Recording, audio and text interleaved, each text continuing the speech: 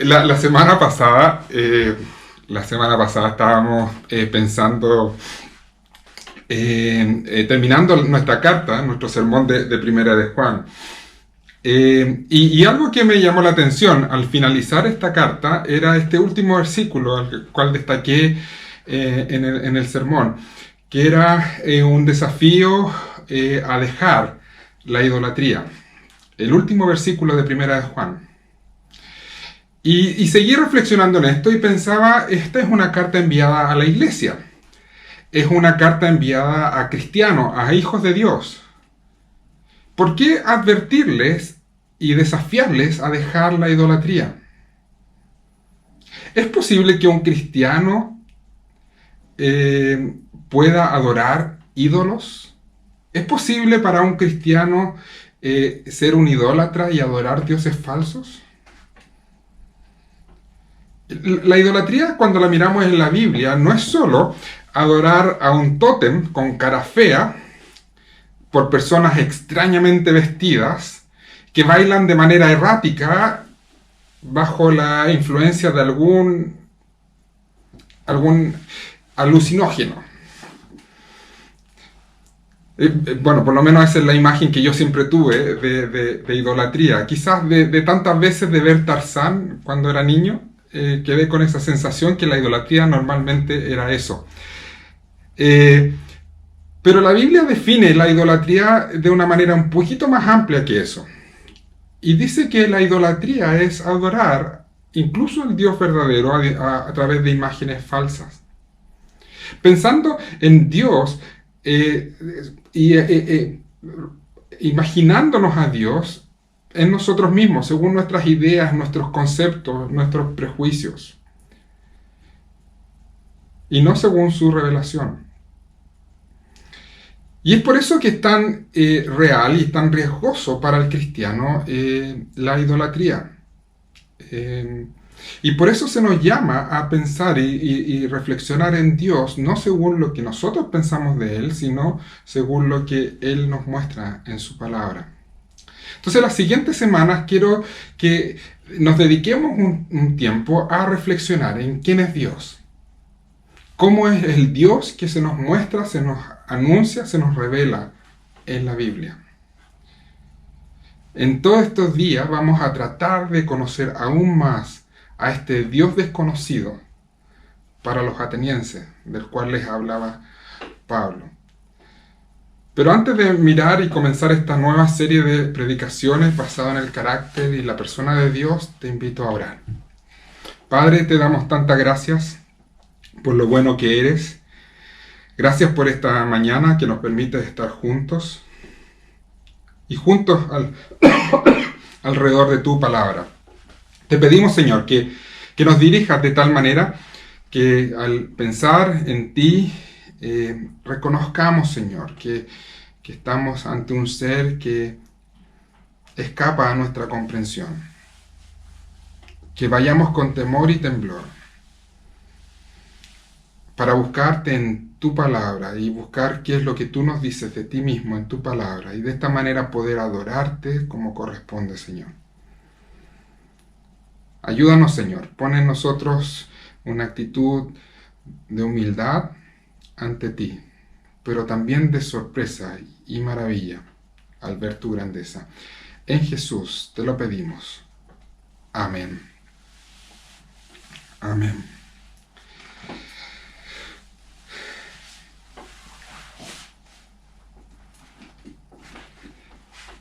Cuando la Biblia nos habla de Dios, nos muestra a un Dios que es sublime, increíblemente tremendo, grande. Incluso se le describe como a alguien que es imposible de comprender. Por lo menos así lo presenta Pablo en Romanos capítulo 11.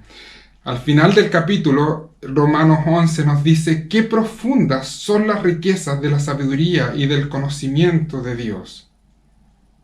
Qué indescifrables sus juicios e impenetrables sus caminos.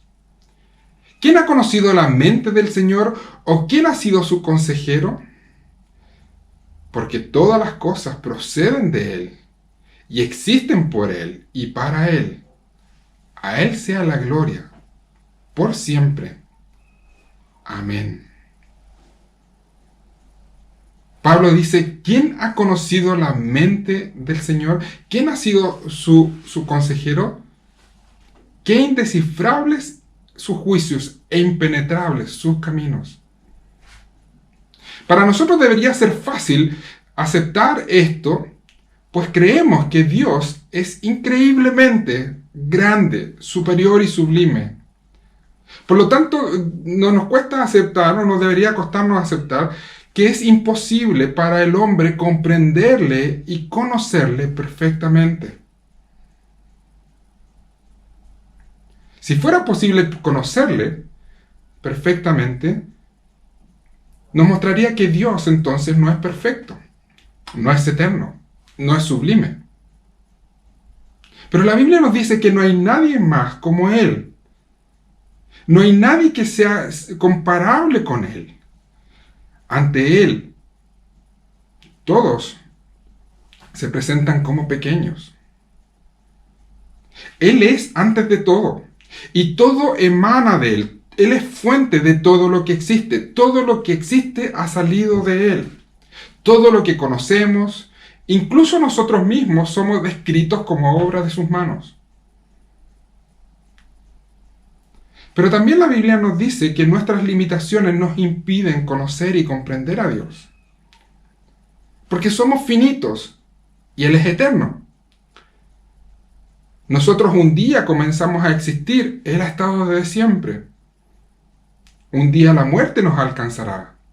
Él vive por siempre y para siempre. Tenemos un cuerpo, limitados espacialmente. Él está en todo lugar. Incluso nuestras capacidades intelectuales son limitadas y jamás podremos con nuestros esfuerzos comprender la mente de Dios. Escapa a nuestra comprensión y a nuestro conocimiento. Pero ¿qué queremos decir cuando hablamos de nuestra relación con Dios y decimos conocemos a Dios? Si no le podemos conocer, ¿por qué Jeremías 9 escribe lo siguiente? Jeremías en capítulo 9 dice lo siguiente: así dice el Señor, que no se gloríe el sabio en su sabiduría, ni el poderoso en su poder, ni el rico en su riqueza. Si alguien ha de gloriarse, que se gloríe en conocerme y de comprender quién soy yo, el Señor, que actúo en la tierra con amor, con derecho y justicia, pues es lo que a mí me agrada, afirma el Señor.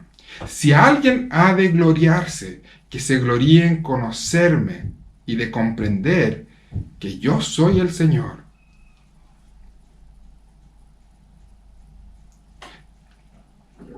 Jeremías nos dice que la razón de ser del hombre, el máximo gozo, la gloria del hombre está en conocer a Dios. Pero esto no es contradictorio. Si no podemos conocer y comprender a Dios, ¿cómo es posible que lo más valioso que alguien pueda hacer es dedicarse a conocer a Dios? Desde que apareció el pecado en nuestra realidad, en nuestro mundo, existen al menos dos formas en que los seres humanos han tratado de explicar a Dios. Por un lado están los deístas. Los deístas piensan que Dios es como un gran relojero, que creó todo, luego le dio cuerda al mundo y se fue de vacaciones. Y ellos dirán que es imposible conocer a Dios, que jamás lograremos conocerle. Dios se ha desentendido completamente de su creación porque no le interesa para nada. Así que lo que hagamos de ahora en adelante, dirán los deístas, a Dios le da exactamente lo mismo. Por otro lado están los panteístas. Muchas de las filosofías y religiones orientales piensan de esta manera. Los panteístas piensan que Dios no está distante de la creación, en realidad dirán que la creación misma es Dios. Que el árbol, el perro, tú, yo, somos parte de este organismo vivo al cual llamamos Dios. Dios no está lejos de ti ni de mí. En realidad está bastante cerca, porque somos parte de Dios, dirán ellos. Muchos de los movimientos ecologistas creen en Dios de esta manera. Por eso dirán que si fallamos en cuidar el medio ambiente, estamos matando a Dios. Ellos también dirán que es posible conocer a Dios profundamente, al estudiar las plantas, al estudiar los animales, al estudiar al hombre. Mientras más sepamos de cómo funciona este organismo vivo al cual llaman Dios, más sabremos de Dios. Pero la Biblia nos dice que Dios es algo distinto a lo que piensan los deístas o los panteístas. Nos dice la Biblia que Dios es completamente distinto a la creación. Está completamente separado de ella y es distinto a todo lo que podemos ver o tocar. También nos dice que a pesar de la distancia que existe entre Él y la creación, y aunque es perfecto y no podemos conocerle por nuestros esfuerzos, aún así la Biblia nos dirá que la mayor fuente de gozo para el hombre es conocer a su Creador. Entonces la pregunta que debe surgir en nosotros es ¿cómo podemos conocerle? Y la respuesta que Dios nos da es que Él lo ha hecho posible. A pesar de nuestra limitación, Él ha hecho posible que le conozcamos. Él se nos ha revelado, se ha revelado a todo el ser humano. Y aunque no podremos acabar de conocerle y nunca llegaremos a conocerle perfectamente porque escapa a nuestras capacidades y nuestra comprensión, la Biblia nos dice que sí podemos conocerle verdaderamente. Hace unos años atrás a alguien que viajó a Buenos Aires le pregunté si ya conocía Argentina. Y me dijo que sí, que había estado antes en San Martín, en Bariloche y también había visitado Mendoza. Aunque podemos decir que esta persona realmente conoce Argentina, no podemos decir que conoce Argentina perfectamente. Ninguno de nosotros pensará que conoce cada rincón de ese tremendo país. Tampoco diremos que conoce perfectamente cada una de las ciudades que visitó. Pero sí podemos decir que verdaderamente conoce Argentina. Por lo menos algo de ella. Así nos pasa con Dios. No podemos conocer completa y perfectamente a Dios porque es Dios y nosotros no. Pero lo que sí podemos decir es que le conocemos verdaderamente. Somos capaces de conocer algo de Él porque Él mismo se nos ha revelado. Pero esto que podemos conocer de Él es importante entenderlo. Que podemos conocer parcialmente de Él es algo que Él ha hecho posible que conozcamos. Pablo, escribiéndole a los romanos en el capítulo 1, les dice, me explico. Todo lo que se puede conocer acerca de Dios es evidente para ellos, pues Él mismo se los ha revelado. Porque desde la creación del mundo las cualidades invisibles de Dios, es decir, su eterno poder y su naturaleza divina se perciben claramente a través de lo que Él creó. De modo que nadie tiene excusa. El salmista nos dirá que los cielos cuentan la gloria de Dios. Dios se ha revelado a través de su creación a toda persona. Pero la Biblia también nos dice que especialmente se ha revelado a través de su Hijo, de Jesucristo. En el Evangelio de Juan capítulo 1 dice, a Dios nadie le ha visto nunca. El Hijo unigénito, que es Dios, y que vive en unión íntima con el Padre, nos lo ha dado a conocer. Jesús es quien nos revela a Dios, porque Él mismo es Dios. Se nos revela de una manera en que nosotros podamos conocerle, de una manera en que nosotros verdaderamente podamos comprenderle. En Jesús podemos ver la gloria de Dios, el amor de Dios, su misericordia, su sabiduría, su justicia. Pero ¿cómo llegamos a conocer a Jesús y a través de Él conocer a Dios? Por la Biblia. Es la Biblia la que nos da testimonio de Jesús. Es por medio del Evangelio que podemos conocer a Jesús, quién es Él y cómo nos revela a Dios. Es por medio de la Escritura que llegamos al conocimiento verdadero de Dios. Solo aquellos que se acercan a la Escritura con humildad y en dependencia del Espíritu Santo podrán encontrarse con Jesús y podrán ir conociendo cada día más a este Dios maravilloso y eterno y sublime. En la lectura que escuchábamos del libro de Hechos, Pablo estaba predicando a los atenienses y les hablaba de este Dios desconocido que por medio del Evangelio ellos podían conocer. En la lectura que escuchábamos de Juan, Jesús estaba hablando con una mujer samaritana, y le decía que ahora sería posible para el hombre adorar a Dios en espíritu y en verdad. Porque Él es quien traía la verdad de Dios y que por medio del Espíritu Santo ahora podrían acercarse a Él, conocerle y adorarle.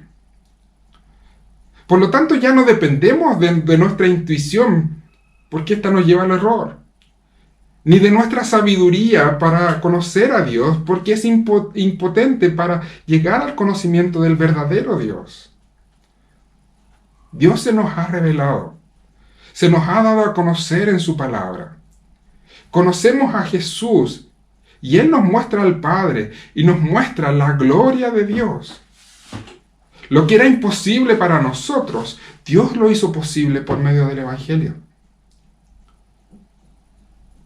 Por eso, para adorar al verdadero Dios, primero debemos conocerle. Un Dios que es imposible de conocer, se hace conocido en Jesús. Pero directamente relacionado con esta grandeza de Dios y con nuestra incapacidad de llegar a conocerle si es que Él no se revela a nosotros, está el hecho de que la Biblia nos dice que Dios es completamente independiente. En este discurso, en esta predicación que Pablo hacía a los atenienses, les dice en el verso 24 de Hechos 17, el Dios que hizo el mundo y todo lo que hay en él es el Señor del cielo y de la tierra.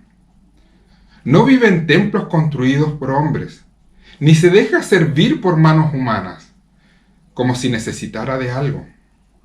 Por el contrario, Él es quien da vida a todos, el aliento y todas las cosas. A diferencia de lo que muchos creen, Dios no nos necesita. Algunos piensan en Dios y piensan que Él se sentía solo y que estaba aburrido y necesitaba hablar con alguien y por eso creó al ser humano. Otros pueden llegar a pensar incluso que Dios creó al ser humano porque tenía problemas de autoestima y necesitaba a alguien que estuviera continuamente diciéndole lo grande que es, lo fantástico que es, lo lindo que es, para poder sentirse mejor. Pero la Biblia nos dice que Dios era y es autosuficiente, que se tenía a sí mismo y eso era suficiente para existir por siempre, que no nos necesita, que no necesita de nuestra adoración, que no necesita de nuestra ayuda, que no necesita nuestras manos, nuestro cansancio, como dice la canción. Alguien podría preguntar entonces, bueno, si no nos necesita, ¿qué valor hay en conocerle?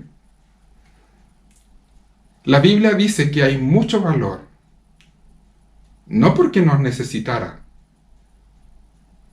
sino porque Dios mismo quiso que al conocerle le diera valor a nuestra vida.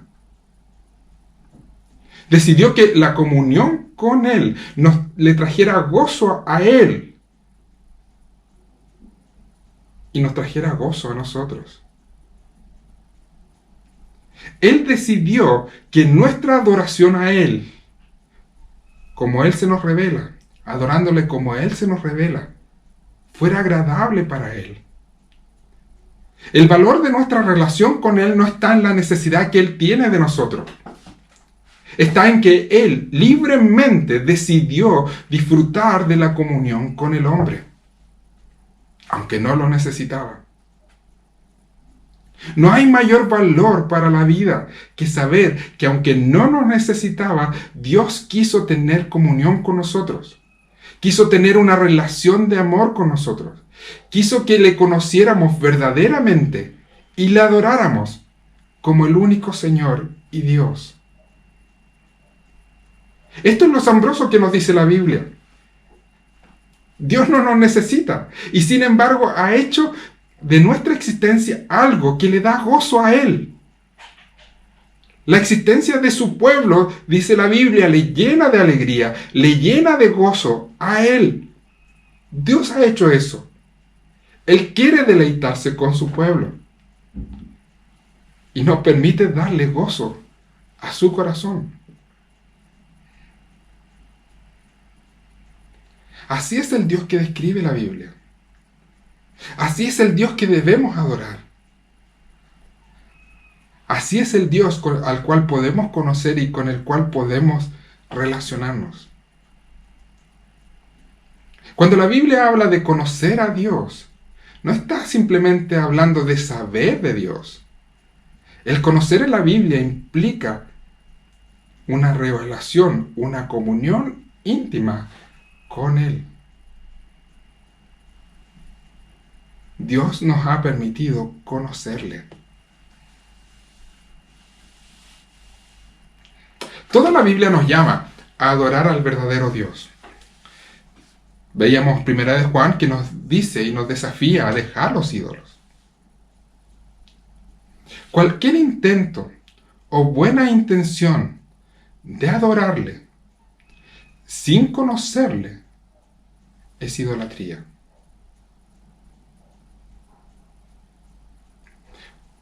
Cualquier intento o buena intención de adorarle sin conocerle es idolatría. No bastan las buenas intenciones. Debemos pensar en Él como Él se nos revela. No como yo quiero que sea, no como yo creo que debería ser, sino como Él se nos revela. Pero también la Biblia nos dice que no hay mayor fuente de gozo que conocer a Dios. Quien a pesar de no necesitarnos, quiso relacionarse con nosotros.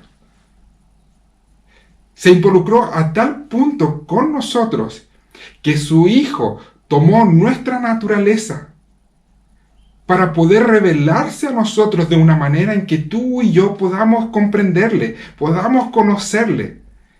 Él se acerca a nosotros en un lenguaje que tú y yo podamos manejar.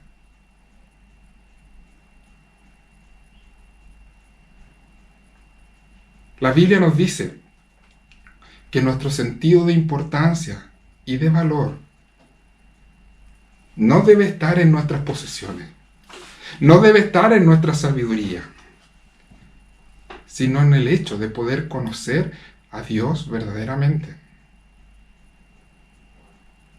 Y esta fuente de gozo y propósito para la vida es una fuente inagotable. Porque nunca llegaremos a conocerle completamente. Y estaremos eternamente conociéndole, sorprendiéndonos de su amor al hacernos parte de su vida. Hoy podemos conocer a Dios a través de Jesús, como se nos muestra en el Evangelio, y encontrar en Él nuestro mayor gozo, el valor de nuestra existencia. Encontrar en este conocimiento del Dios verdadero, este verdadero conocimiento de Él, encontrar allí nuestra gloria. Jeremías capítulo 9. Así dice el Señor, que no se gloríe el sabio en su sabiduría, ni el poderoso en su poder, ni el rico en su riqueza. Si alguien ha de gloriarse, que se gloríe de conocerme y comprender que yo soy el Señor, que actúo en la tierra con amor, con derecho y justicia, pues es lo que a mí me agrada, afirma el Señor. Que este sea nuestro desafío en la vida. Que encontremos aquí nuestro mayor valor, nuestra fuente de gozo inagotable, el sentido de nuestra existencia, el poder conocer a este Dios, al único y verdadero Dios. De manera verdadera, ir conociéndole cada día más, por siempre. Que allí esté nuestra gloria. Te invito a orar. Padre, te damos tantas gracias por tu maravilloso amor, tu misericordia y tu gran bondad, Señor, mostrada al revelarte a nosotros. Seres incapaces de comprenderte, de conocerte. No solo por nuestras propias limitaciones, sino incluso por nuestro pecado que nos hace ciegos a tu verdad y a tu santidad. Sin embargo, tú has decidido tener comunión con nosotros. Tú has decidido comunicarnos quién eres. Tú has decidido darte a conocer a nosotros.